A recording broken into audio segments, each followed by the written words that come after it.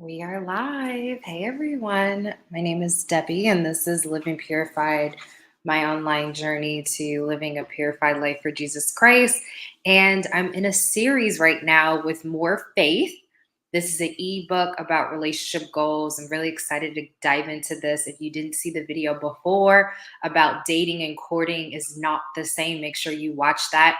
And let's jump in. And like I said before, this is a relationship goals series that happened during COVID. And I was given this ebook to one of my friends. One of my friends shared it with me. And I said, this is a really good topic and I really want to dive into it.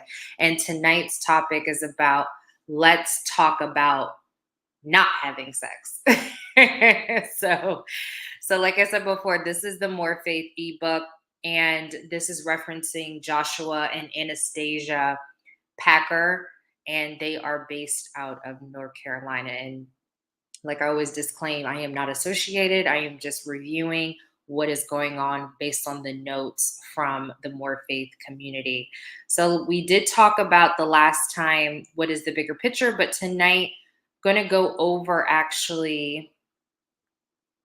we're going to go over let's talk about not having sex and this whole idea of purity being challenging, and it's not the easiest thing in the world. And so let's see here. Let's go down here. It says you should never be distracted by your partner. You have to leave enough space for God to intervene.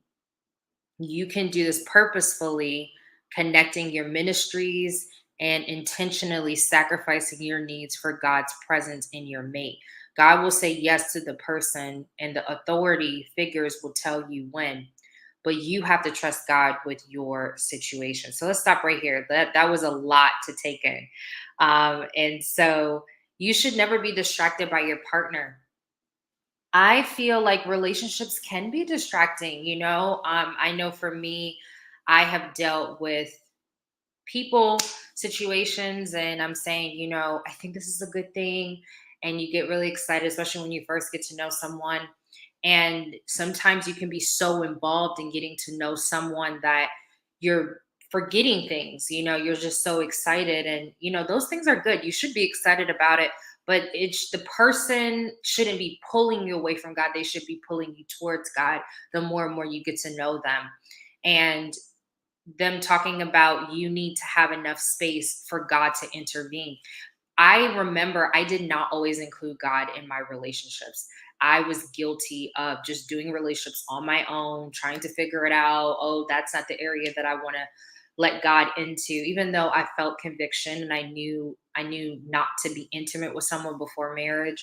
So I definitely understand that I do have to include God, because when I didn't, there was a lot of hurt. There was a lot of pain. There was a lot. I just, I thought I knew what I knew, but I really didn't know what I was doing. And like I said before, we're ignorant. A lot of us are, I know I am. Let me just say me, Debbie, I'm ignorant sometimes when it comes to certain things, but I am learning to go to my word and talking and getting wisdom about the areas that I am struggling with or that I need help with. And so they talk about doing this purposely by connecting your ministries and sacrificing your needs, basically your flesh. Like, what do you want? Most people, they have a desire to be intimate, and God will say yes to the person in authority figures, and they'll tell you when. I think this is the part that's really interesting for me, is making sure you have the right people in your life looking at the relationship that you're in, because having a covering, having someone say, you know what, I don't think that that's okay, or maybe you should think about this. I do value the relationships that I have currently, and I do feel like purity can be really interesting when you talk to somebody, whether they're waiting or they're not waiting. I mean, if they're not waiting, that's probably not a good idea to move forward. But if you are down this journey like I am, and you're waiting on God and you're asking yourself what's happening, you should have some type of reference, some type of person, whether in the church, in small group, in friendships, that understand this journey. I have friends, I talked about this before. I have friends that are like, Debbie, I have no idea how you wait. I don't get it. I got to get mine, and it's a daily dying of the flesh. It is a daily dying of my flesh constantly. And that's what Christ is calling us to do, is to die of our flesh. And God should have the final authorization, like we talked about before, to tell you when to move forward, how to move. Because I know for me, it's like, how much can you get away with it?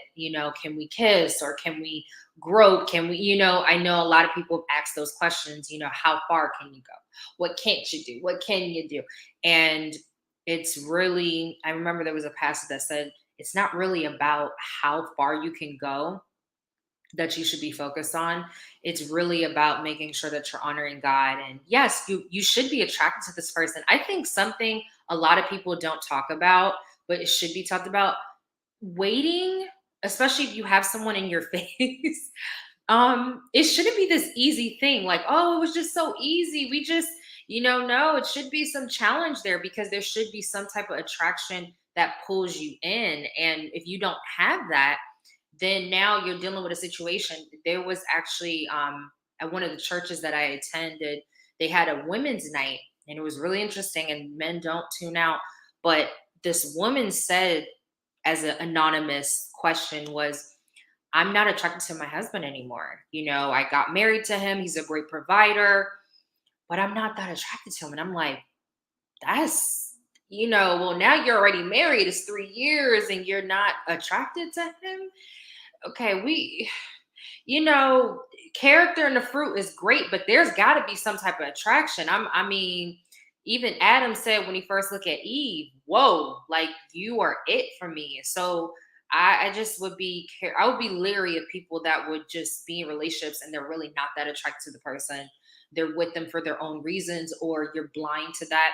Now, one of the ladies said on the panel that what you can do is possibly pray that God gives you and eyes for attraction for your husband. But my suggestion would be, yeah, do not get with anybody that you're not attracted to. So when you're waiting, it should be some type of a challenge. If it's not, you're just like, oh, it was fine. I didn't really feel any need, and he doesn't feel the same. Like, there should be some type of, yeah, we need some accountability, because the way so that's just my 2 cents.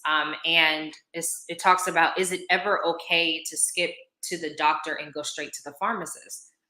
No.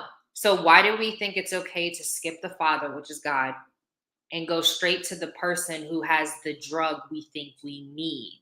It's a really good point of view. And it talks about being abstinent is more than not having sex before marriage. I'll stop right there. I think a lot of people think if you are waiting, that's it. Like, it's your life is about sex, just that's all you have to do. Actually, it's a purification constantly, whether you're waiting. It doesn't matter about your relationship status, right? If you're waiting, it's not just about, okay, well, I didn't do it this time, and I didn't watch that video, and I didn't touch myself. It's so much more. That's why I even called this online journaling for myself living purified, not living celibacy, not living abstinent, because you have to be pure with your mind, your body, and your spirit. Or people say soul, your mind, soul, and spirit, whatever. But it's a ever dying of flesh, learning self-awareness, learning what you like, learning what works, being real and raw with God. It is a real journey that really changes your perspective if you truly want to pursue God and want to honor him with your mind, body, and your spirit. Because you can say you're abstinent, you're not having sex, but up here constantly you're thinking of things, or you're filling your mind with things, or in your own body, you can be violating your body. I've been guilty of it too, where I violated my body, and I had to be free from that. I had to really pray deeply on that, and God's really been helping me with that area. And then in my spirit and my soul, and just being careful of what sharing my emotions, how I'm going to do the different things that I'm doing. So being abstinent is more than just not having sex. So much more than that. It is literally, I want to honor God. How can I be the best version of myself? How can I go after my mission? How can I help other people? How can I? You're more than just not having sex. You're more than just, oh my gosh, you haven't done it in so long. So the next thing they talk about is sex is one tree not to mess with. Pay attention to the forest. Pay attention to the forest and not the one tree. A man should always lead with boundaries and the woman should lead with her heart. I want to stop right there. That's a good note that they threw in there. A man should always lead with boundaries. I would say, from my personal experience, I didn't really always see this, right? And I think for men, this is great for you guys to see and realize that this is important, that you should be setting the standard, because now you're already supposed to be doing that, right? There's some order in a relationship, in the family, right? There's the male, there's the woman, there's the children if they decide to have children, and there's God that's above all, right? You guys are both looking to God, but there is a certain order. And them saying that a man should be leading with the boundaries, meaning that he values honoring God. So he's going to say, hey, we aren't going to do this, and we're not. So, men, just make sure you're challenging. If you're on this journey, make sure you're challenging the woman that you're with, whether she's never waited, or maybe this is her for whatever it is. Or women, you meet a guy, and I know I have, and they're like, yeah, I don't, you tell me what we can't do. And that's basically been my story, is you tell me what we can't do, and we won't do it. But then what happens is they get frustrated. They're like, all right, what else can we do now? And what else can we do now? I had a man really say to me, like, yo, I don't know if I could be with you if we can't do anything. Like, all I can do is hold your hand. All I can, so you could tell that he's not truly valuing it. He's doing it for me. I will let you down. God won't. You have to want this more than me. And so I realized that that just wasn't a good idea, to be with someone that didn't value the same things. And I've talked about it on Living Purified before, where a man and a woman wasn't agreeing on saving themselves for marriage. And it's really interesting to see how, people play it out. It's either do they compromise, or do they realize they're not compatible. And sometimes you have to realize what's actually happening before your eyes. The woman should lead with her heart. It's there's there's a scripture that says, guard your heart above all else.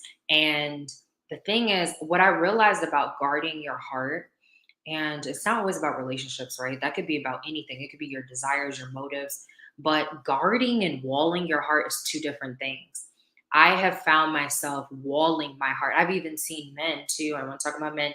I have dated men, and I've seen guys do this too, where they're not necessarily guarding their heart, they're walling up their heart because of trauma, because of distrust, because of what other people have done.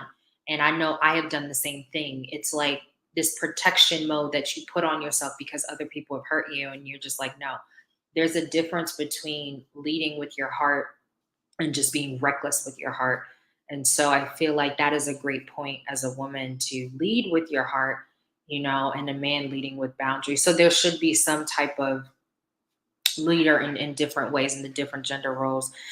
You must then do things in the places where God gets the glory. Like I said before, it's all about glorifying God more than anything else. Have fun though. Have fun. There's so much more than just the physical act of doing things. And then they go into saying purity is the installation of a courtship, and it goes beyond sexual impurity. It combines the mind, body, and the heart posture. I like that. Let's dive a little bit more into that, right? So purity is this courtship, and it goes beyond just being sexually impure. Oh my gosh, it's always about sexual. It's so much more than that. It's so much. It's who you are as an individual. It's dealing with the trauma. It's dealing with how you feel about yourself. It's dealing with insecurities. It's dealing with emotional things. It's dealing with physical things. It's dealing with so much more self-awareness, things about yourself, things that you're passionate about, things that you don't, it's so much more than that. And the thing is, one thing I can say that purity definitely helps is clarity. Let me tell you something. When I was not in that, waiting, and I was just kind of, everything was cloudy. I would just go along with whatever it was. And it's so much more than just, okay, you're not doing it. We're just not going to do it. We're just not going to do it. I feel like a lot of places just promote that part, but not the others. When anybody told me about being pure and waiting until marriage, and all they would say is just don't do it, just pray about it, and you'll be fine. The conversation must get deeper than just don't do it. There needs to be explanations behind it. There needs to be examples of why. There also needs to be real conversations and safe spaces where people can talk and have resources if they do slip up. We can't just say don't do it. We also know that we're sinners, and because we're sinners, myself included, we need help. We need real help. And one thing I realized was there was a woman that I knew way back when, and all she would say is, "Are you still sleeping with him? Are you still sleeping with him?" And it's like there's this judgment instead of some type of mercy, some type of grace. Just talk to me about what's happening in my relationship. Just talk to me about, I feel like there should be that sense of vulnerability, that even if you struggled with it at one point, or you were able to overcome, then share that, or be there for them if they slip up, or help them understand what does that look like. Maybe they need to take away certain things, or maybe they start to fill themselves with other things in their life that can help them stay on the path to glorify God. I feel like a lot of people just tell people, don't do it, don't have sex, just stop, just don't. It's so much more than just not like, it's so much more than just that. And if we could have these conversations and be vulnerable and say, what attracted you to the last person? What made you want, why do you even want to be in a relationship with someone? What are you working on right now? Where's your mindset when it comes to certain things? What did you see growing up when it comes to relationships? Um, do you feel like God is showing you that there's so many other questions to help people understand perspective. We should talk about sex, we should talk about the good and bad things about it, but we should also help people get to their purpose. We should help people that if they do fall or they have thoughts, because a lot of people, they're just like, well, I have lustful thoughts, what do I do with the thoughts? And obviously in the word, Jesus talks about plucking out your eye and cutting off your arm. Now literally, he doesn't want us cutting off our arm. All of us would be armless, have no heads, no nothing, right? But it's just your heart posture, and that's what it's talking about, is your intentives, your motives. Why are you really doing this? A lot of people I've met, unfortunately, were doing it for me because they met me. That is why they were doing it. You cannot be with someone that is doing something purely just for you, especially when it comes to this area of your life, because they have to want God just as bad as you. And if they don't, I truly believe that that's a red flag. And that's something that you do have to, consider. Now, I will say this, wrapping up. I was in a relationship where there was a man that I dated and he waited with me. So, see, that wasn't the problem. See, sometimes you'll meet somebody and they're willing to wait. They're like, oh, okay, we'll wait. But I realized, I think he also was struggling. I think, and I'm just going to be really raw, I think he was masturbating. Even though we weren't doing something, I think he was actually masturbating. And I would ask him, but then he was like, oh, no, no, no. But I would see certain things and I'm like, yeah, I think you are. I think you're doing that to cope with us not doing it. And so, he was always respectful, but I realized there was other parts that he just wasn't as strong in the areas of growing spiritually, I would say. And it's just something that you just have to deal with. But regardless, like I said before, just wrapping up, talking about purity is just really interesting, because there's also this purity culture that I think there's like a documentary on, and there's a whole bunch of videos where like people shame people if they ever did have sex, if they ever thought about it, if they ever touched themselves. I'm like, okay, we can't shame people now. Like we just we can't be shaming people and then we want them to change. Like, we're all sinners. We all sin. Maybe sexing is not the thing that you struggle with, but maybe it's coveting, maybe it's lying, maybe it's stealing.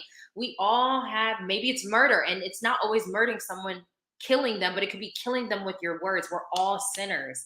And I had to realize that that's something that I dealt with, and I had to really help people. And I actually have helped friends understand. Maybe they asked me questions, like they weren't waiting and they were like, Debbie, how did you do it?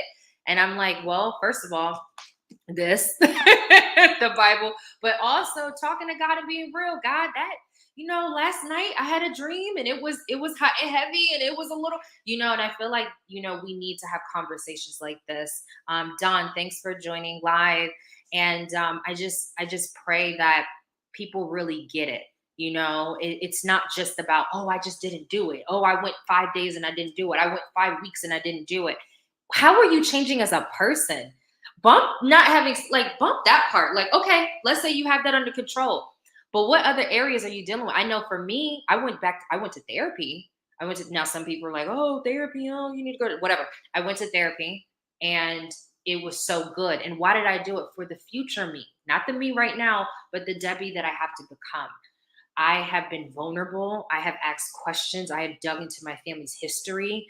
I have done so much work on myself. And I feel like when you truly get that you don't have this distraction of sex, because it is a distraction at times, even relationships, especially the wrong ones, but there are good ones. I do want to talk about good ones, right? There are good people. It's not all this, because sometimes we talk about, oh my God, there's nobody to, no, there are people that are waiting.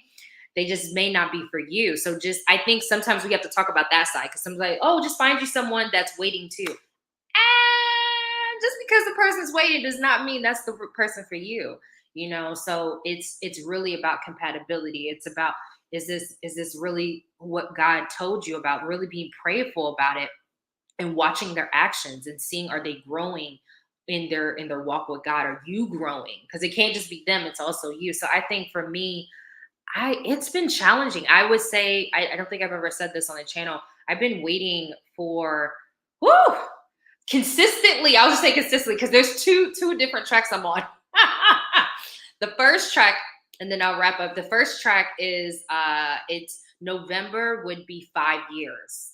Yeah, November would be 5 years, almost November in like a couple of days. So that would be 5 years, November.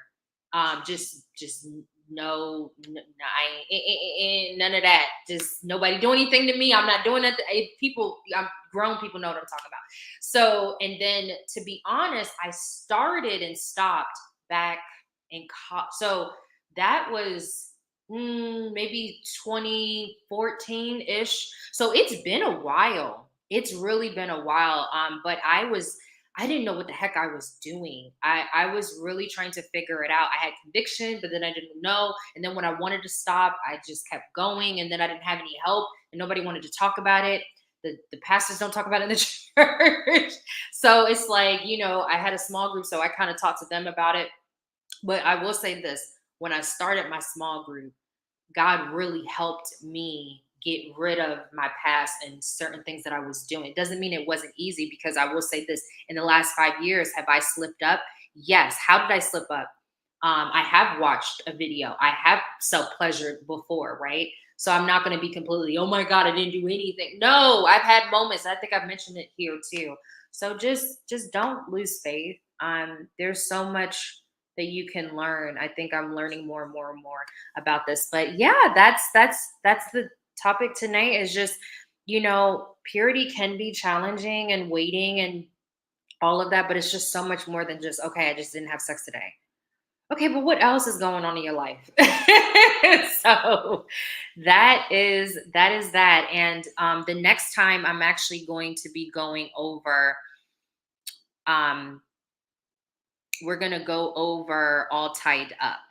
And to wrap up, actually, we're going to do this. Yeah, we'll do this. So, the 3 benefits of purity explained. So, let's go over this before we wrap in its purest form. So, the 3 things is witnessing.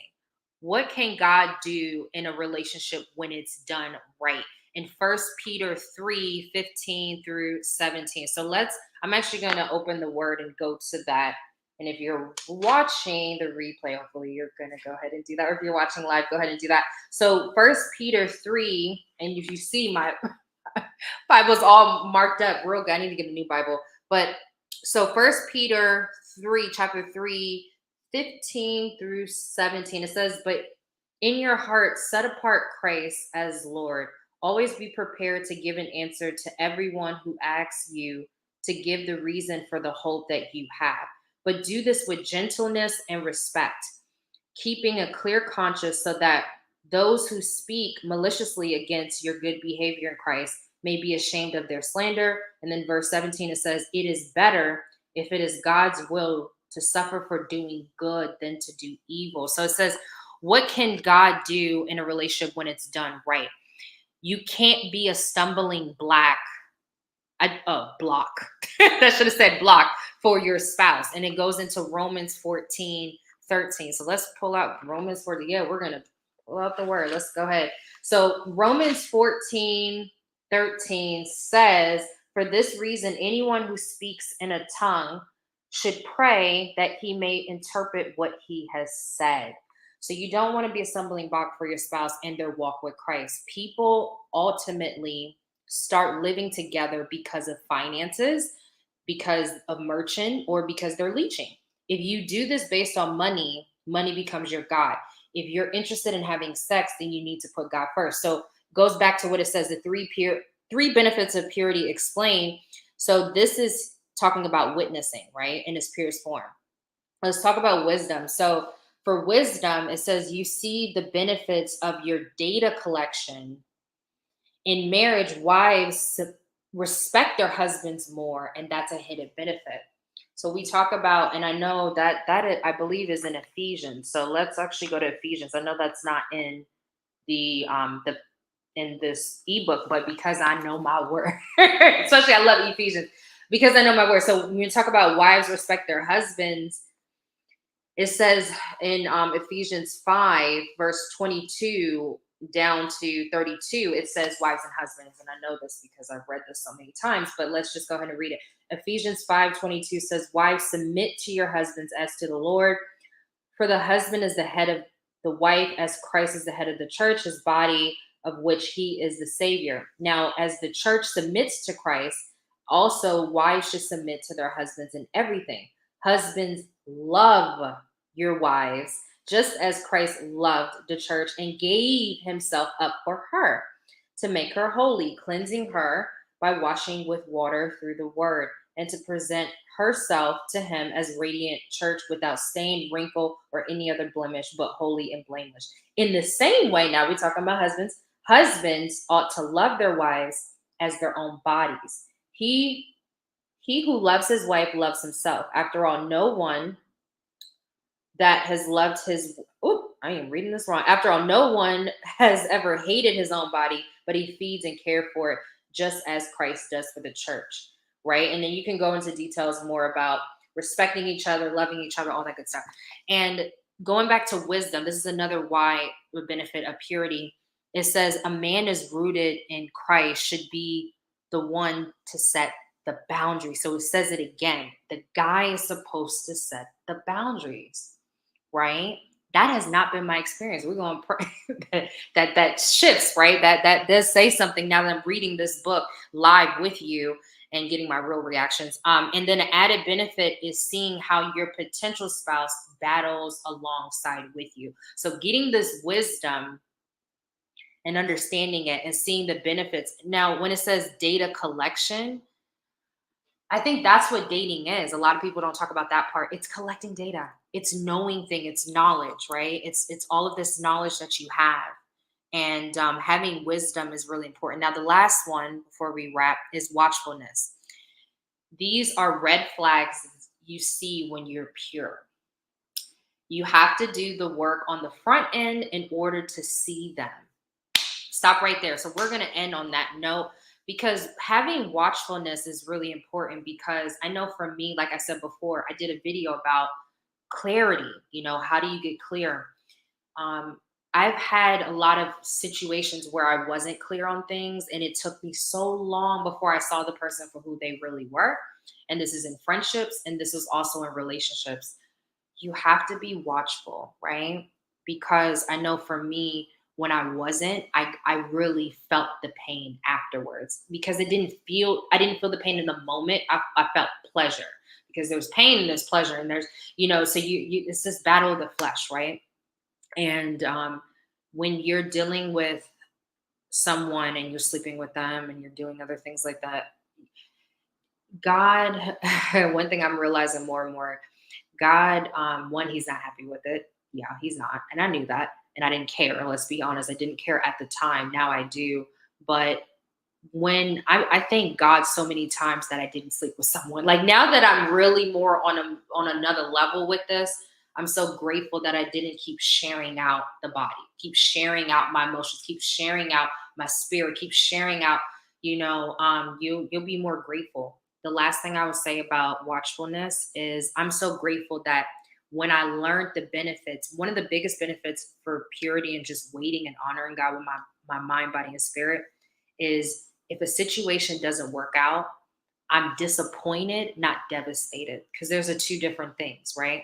When I was sleeping with someone or being intimate with them, it's a devastation when it ends. It's a true tearing of a heart. At least for me, it was, and it's very hard to get over when it doesn't work and you never slept with the person, and maybe yes, you emotionally connected. It's more of a disappointment than it is devastating is like you're sleeping, depression. That's what I dealt with. So one of the biggest benefits that I had was I may get disappointed with the weight sometimes, or even, someone disappointing me or the relationship not working out, but it didn't devastate me. It wasn't like I couldn't move on. I'm my God, I'm sleeping, I'm just acting a fool. So that's been my biggest benefit, honestly, with the waiting and learning what does it look like to love and to be in a relationship with Christ. And I thank God for this revelation. So thank you so much for watching Live and Purified. And let me know in the comments below, whether you're waiting or not, because some people are not. Just let me know. The reflection question tonight is: did you ever see any red flags? What are some red flags that you have currently, whether in past relationships, current relationships, or even future relationships, and friendships too? So let me know in the comments below, and I'll talk to you next time. Bye.